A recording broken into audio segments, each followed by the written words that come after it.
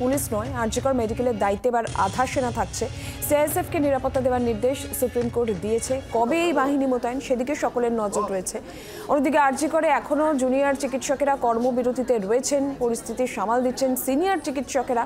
আর তদন্তের কাজে আজও ফের আরজিকরে যেতে পারে সিবিআই টিম, যে খবর পাওয়া যাচ্ছে।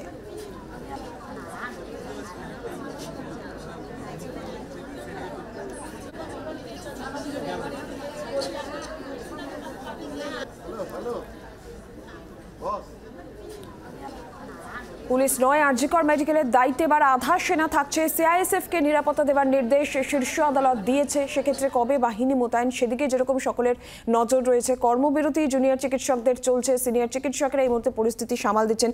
সব মিলিয়ে আজকে আরজিকরের আর কি আপডেট, কি ছবি আমরা জানবো আরো বিস্তারিতভাবে। অয়ন ঘোষাল সরাসরি রয়েছেন এই মুহূর্তে আরজিকর থেকে আমাদের সঙ্গে।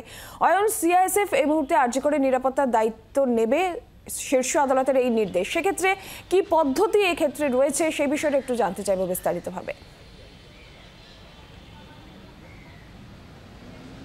দেখো, এক তো টালা থানায় গিয়ে সিআইএসএফ তাদের টালা থানার পুলিশ আধিকারিকদের সঙ্গে কথা বলে এই এলাকার দায়িত্ব নিতে হবে, এবং তার থেকেও যেটা গুরুত্বপূর্ণ বিষয় সেটা হচ্ছে সকাল 9টার পর যে কোনো সময় সিআইএসএফের ডিআইজি আরজিকর হাসপাতালে আসবেন।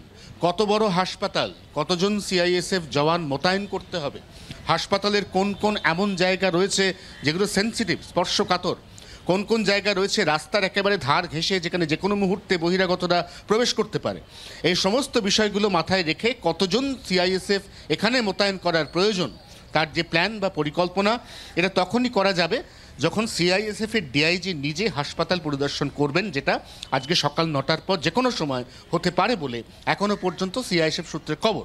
এরপর এখানে আরও কিছু জটিলতা রয়েছে, যেমন এই যে এমার্জেন্সি ভবন, এর কিছুটা ভেতরে রয়েছে আরজিকর হাসপাতালের পুলিশ ফাঁড়ি, যে ফাঁড়িটি রয়েছে টালা থানার আন্ডারে, এবং সেই ফাঁড়িতে পুলিশ ব্যারাক রয়েছে, যে ব্যারাকে 10 থেকে 12 জন পুলিশ কর্মী থাকেন, যাদের এখানেই পোস্টিং, এখানেই তাদের ডিপ্লয়মেন্ট। তাদের ক্ষেত্রে কি করণীয়? তারা কি হাসপাতালের মধ্যেই থাকবেন? কারণ যদি হাসপাতালের নিরাপত্তার দায়িত্ব সিআইএসএফের হাতে আসে, তাহলে সেক্ষেত্রে এই পুলিশ কর্মীদের নিয়ে কি করা হবে? কারণ প্রতিদিন হাসপাতালে চিকিৎসা পরিষেবা সংক্রান্ত অনেক ছোটোখাটো অভিযোগ ওঠে, সেই অভিযোগগুলো আবার হাসপাতালের মধ্যে থাকা পুলিশ ফাঁড়ি তাদেরকে ডিল করতে হয়। অতএব বিষয়টির মধ্যে বেশ কিছু পদ্ধতিগত জটিলতা রয়েছে। এই জটিলতাগুলি কিভাবে সমাধান হবে সে বিষয়েও কথা হবে টালা থানার পুলিশের সঙ্গে সিআইএসএফের ডিআইজির, এবং তারপরই আনুষ্ঠানিকভাবে এই গোটা হাসপাতাল চত্বর তার নিরাপত্তার দায়িত্ব সিআইএসএফ নিজের হাতে তুলে নেবে বলে এখনো পর্যন্ত সূত্র মারফত খবর পাওয়া যাচ্ছে। অয়ন, আরও একটা বিষয়, এই মুহূর্তে আমরা জানি যে জুনিয়র চিকিৎসকেরা তারা এখনও কর্মবিরতিতে রয়েছেন, পরিস্থিতি সামাল দিচ্ছেন সিনিয়র চিকিৎসকেরা। তারা এই বিষয়টা নিয়ে কি বলছেন? কারণ গতকালকে তাদেরকে কর্মবিরতি প্রত্যাহারের আর্জি সেটা সুপ্রিম কোর্টের তরফ থেকেও যেটা বলা হয়েছিল, কিন্তু তারা তাদের কর্মবিরতি চালিয়ে যাবেন বলেছিলেন। সব মিলিয়ে সেই দিকটার এই মুহূর্তে কি অবস্থা রয়েছে? আরজিকর মেডিকেল কলেজ হাসপাতাল থেকে এতদিন ধরে এখানে আন্দোলনরত জুনিয়র ডাক্তার, পিজিটি, তারা প্রত্যেকে আজকে স্বাস্থ্য ভবন পর্যন্ত একটি মিছিল করে যাবেন, এবং তারপর তারা স্বাস্থ্য কর্তাদের হাতে একটি ডেপুটেশন জমা দেবেন। এই ডেপুটেশনের মধ্যে একগুচ্ছ দাবি দাওয়া রাখা হবে। এই দাবিগুলির পরিপ্রেক্ষিতে স্বাস্থ্য ভবন কী সিদ্ধান্ত নেয় বা সিদ্ধান্ত কতদিনের মধ্যে নেওয়া হবে সে ব্যাপারে কি আশ্বাস দেয়, তার উপর নির্ভর করছে তাদের কর্মবিরতি আর কতদিন চলবে। কারণ আমরা জানি, যেমনটা তুমিও বললে, যে ইতিমধ্যেই দেশের শীর্ষ আদালত সুপ্রিম কোর্ট তারা আবেদন জানিয়েছেন এই সমস্ত আরজিকরের ধর্মঘটি চিকিৎসকদের কাছে, যে হাসপাতাল দূর দূরান্তের মানুষের চিকিৎসার একমাত্র সম্বল, এই হাসপাতালের চিকিৎসা পরিষেবা যেন অবিলম্বে স্বাভাবিক ছন্দে ফেরে। বিশেষ করে ইনডোর, এখানে এখনও পর্যন্ত শুধুমাত্র সিনিয়র ডাক্তার তারাই রোগী দেখছেন, জুনিয়র ডাক্তার, হাউস স্টাফ তারা কিন্তু এখনও পর্যন্ত ইনডোর পরিষেবার কাজকর্ম সম্পূর্ণ বন্ধ রেখেছেন। এই হাসপাতালের আউটডোর, দূর দূরান্তের রোগীরা সেখানে এসে দিনের পর দিন কীভাবে ভোগান্তির শিকার হচ্ছেন সেই ছবি আমরাও তোমাদের মাধ্যমে বারবার দেখিয়েছি জি 24 ঘন্টার দর্শকদের। এখন সবথেকে বড় প্রশ্ন, যে সম্পূর্ণ ভেঙে যাওয়া এমার্জেন্সি ভবন, সেই ভবনের বিকল্প পরিষেবা ট্রমা কেয়ার বিল্ডিংয়ের একতলার 2টি ঘরে আংশিকভাবে দেওয়া হচ্ছে।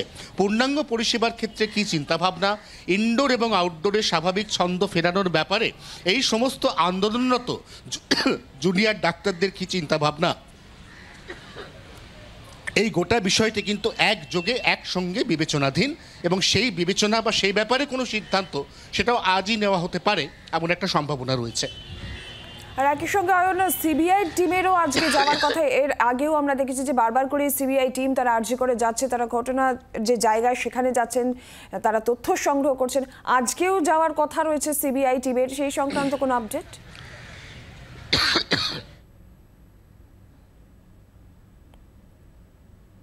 আমরা আবারও দেখাতে চাইব এই হাসপাতাল, তার যে 4তলা সেমিনার হল, এখানে বারবার সিবিআই আধিকারিকরা আসছেন।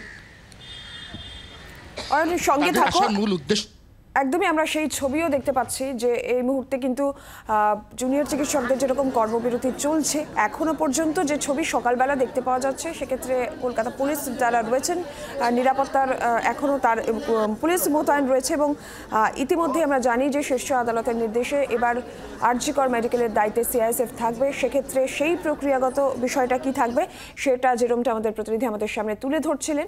আমরা অয়নের কাছে আবারও যাই। অয়ন, যে বিষয়টা তুমি জানাচ্ছিলে, সিবিআই টিম আজকে যাওয়ার কথা রয়েছে আরজি করে আবারও।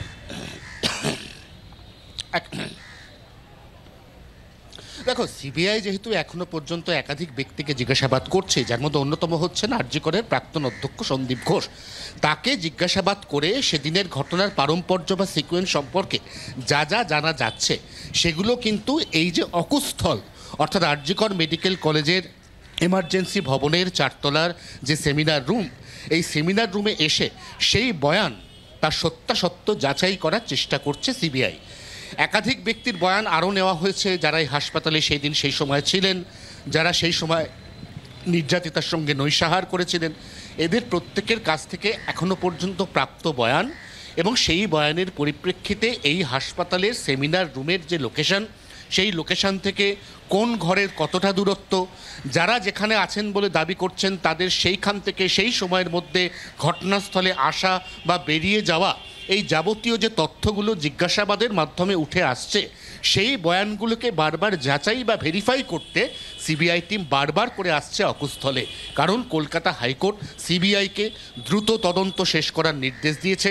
সিবিআইকে আজ বা আগামীকালের মধ্যে প্রাথমিক তদন্ত রিপোর্ট জমা দিতে হবে। অতএব তার আগে সিবিআই কর্তারা চাইছেন তদন্ত রিপোর্টটা যথাসম্ভব নির্ভুলভাবে জমা দিতে, এবং নির্ভুল তদন্ত রিপোর্ট বা প্রাথমিক রিপোর্ট জমা দিতে গেলেও তাদের কিন্তু ঘটনাস্থল, তার পারিপার্শ্বিক সাক্ষ্য প্রমাণ এবং এখনও পর্যন্ত যারা যারা বয়ান দিয়েছেন সেই বয়ান, এই দুটোকে একসঙ্গে রেখে ট্যালি করে বা সামঞ্জস্য করে তবেই কিন্তু রিপোর্ট তৈরি করতে হবে। এবং সেই কারণেই সিবিআই আজও আর কিছুক্ষণের মধ্যে আসতে পারে আরজি কর হাসপাতালে। নজর রাখো।